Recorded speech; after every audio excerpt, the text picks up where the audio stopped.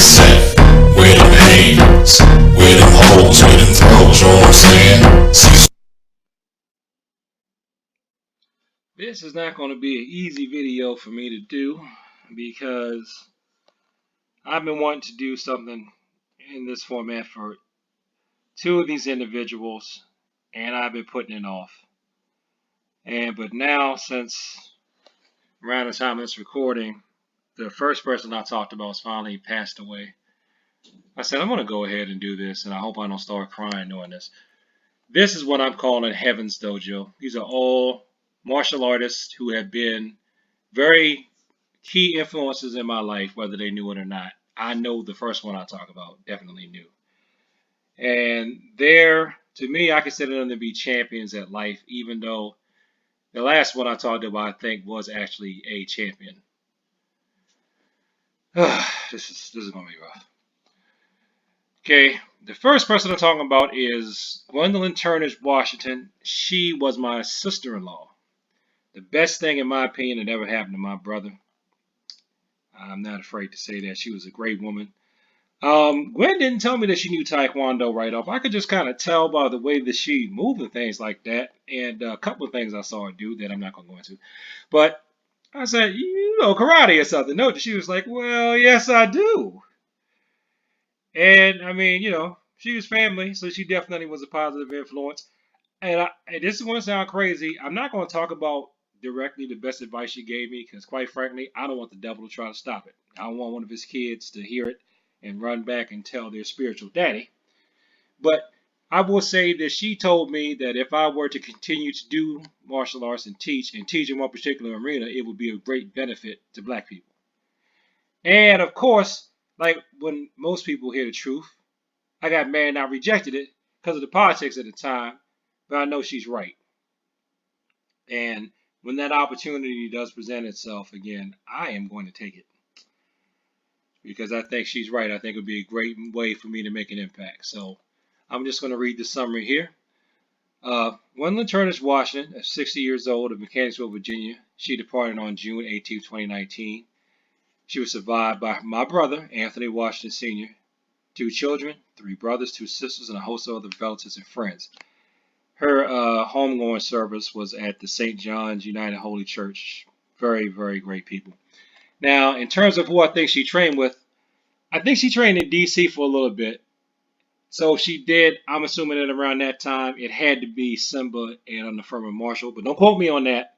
That's just my best guess. And she does know, so she did know some of the people that were Simba. So I'm just going to assume she trained there because that's the most logical assumption if she trained in D.C. around that time period. The next person I'm going to talk about is, we call him Brat, Willie Bowman. He passed away a while ago. It's been almost 10 years. And I didn't find out that he had passed away right away. When I did, I just kind of tried to keep my feelings in because I didn't want to look like a psycho crying when this guy had already been passed away for a year. But I really love me some Brat. Of course, everybody else loved him some Brat. And believe it or not, he was when he was teaching me, he was brown belt going for black belt. And this was at Walters Okinawa Karate.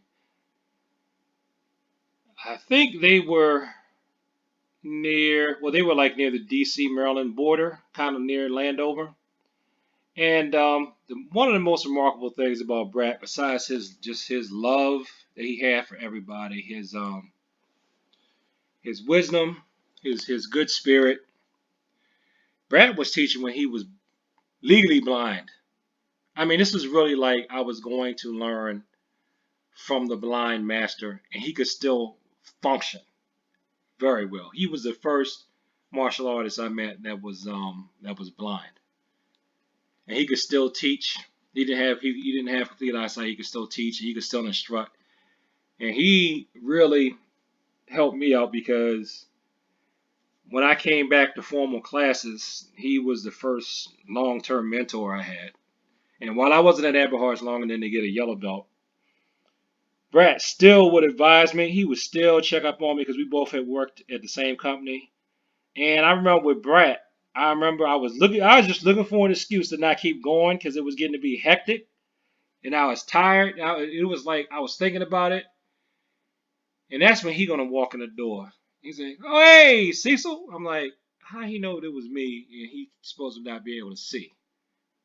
I was like, "Hey, Brett," and we started talking. I was like, "Man, I don't know if I should go and I got a black belt. I don't know if I should go and get try to get a black belt judo." He looks at me, he goes, "Well, if I had to do it again, man, cross disciplines, that's the way I'd go. You know that. You know she'd be going cross disciplines."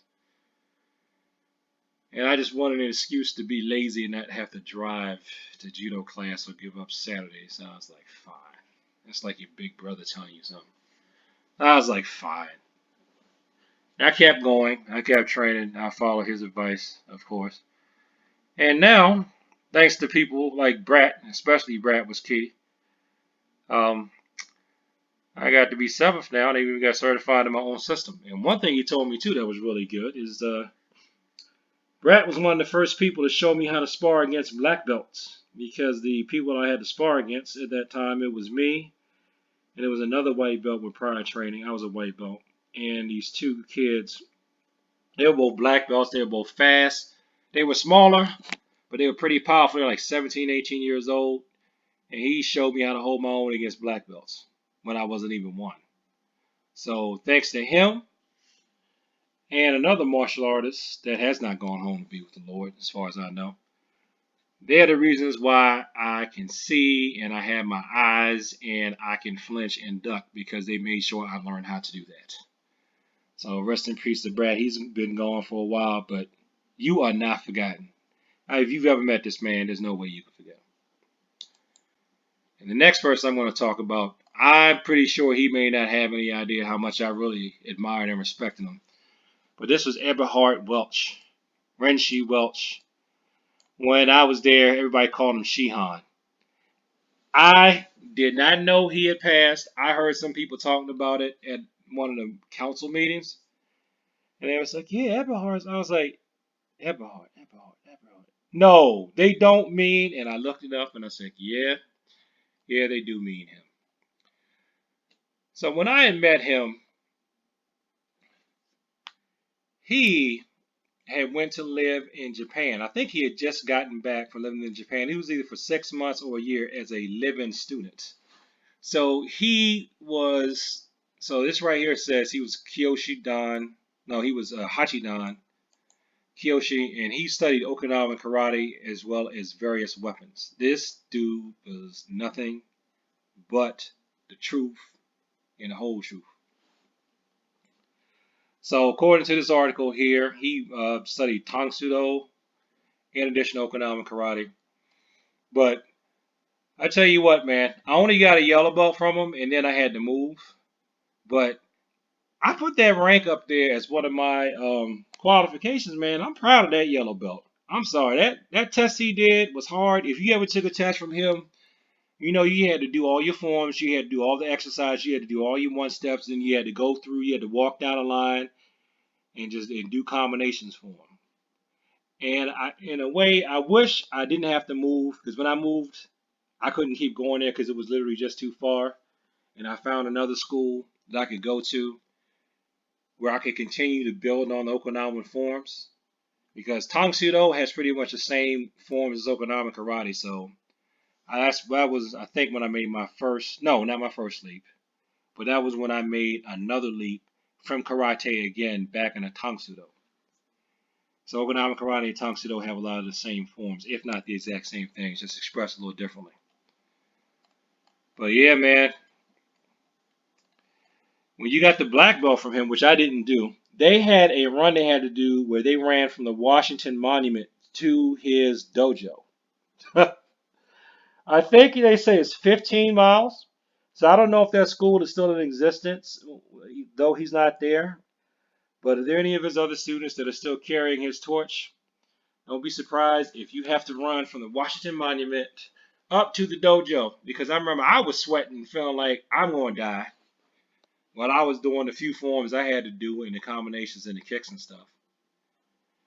And the thing is, because I had prior training, he ain't pair me up with somebody else that was just a raw beginner. He gonna pair me up. He found the other people that had prior training that were just like me. And then I had to pair up with some black belts during my demonstrations. And I saw him once at Steve Tolson's tournament. I thought it was him, but I wasn't sure.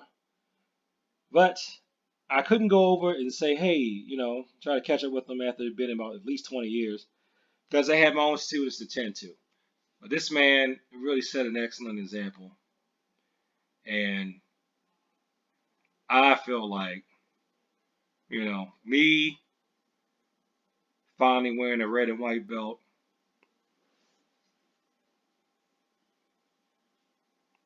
I'm not talking because I'm trying not. Anyway, I'm on this video. This has just been a lot, especially these three people. They will be missed. They are missed. And I think in the martial arts that in the martial arts, we shouldn't just look at the people that we see on TV. We have champions around us every day. So if they're making a difference in your life, do yourself a favor, do the world a favor, and let them know just how much. So thanks for watching this video. Like, comment, and subscribe. Please share this with people like to talk about the martial arts.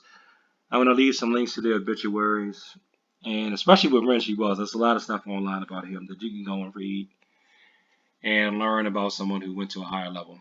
And everybody that knew Gwen and knew Brett, the light that they left behind in this world. And peace.